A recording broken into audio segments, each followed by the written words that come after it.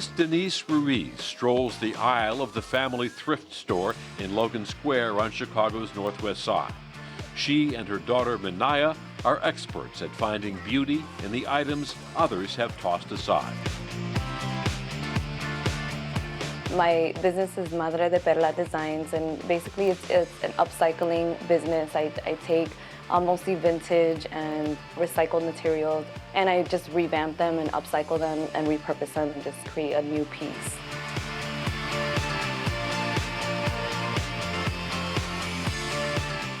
I started with the bags and the luggage, and then I went into jewelry and accessories. I knew I wanted to work with recycled materials. I felt like that was an important piece to it. The name of her business is Madre de Perla, which means mother of pearl, a poignant tribute to her culture and her mother. There was a few different inspirations, but I think, at the end of the day, what pushed me into a different outlet was my mom's passing. We found out about her cancer diagnosis early in the year, and like 6 months later, she was gone.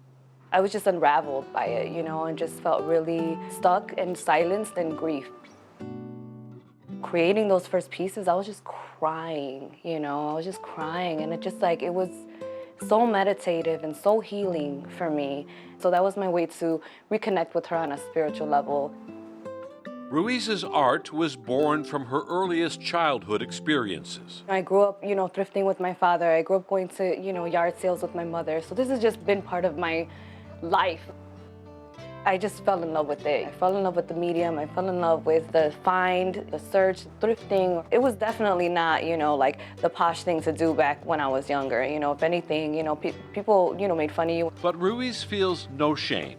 She embraces the challenge of making old things look and feel new and uses her art to connect to her family's roots and traditions. I'm Puerto Rican. I understand my historical background. I understand culturally, the African, the indigenous aspects of my culture, and I want to celebrate it because I feel like it's not celebrated the way it should be. Ruiz says she is happy that her work allows her to connect with other women and build a community among Latino artists.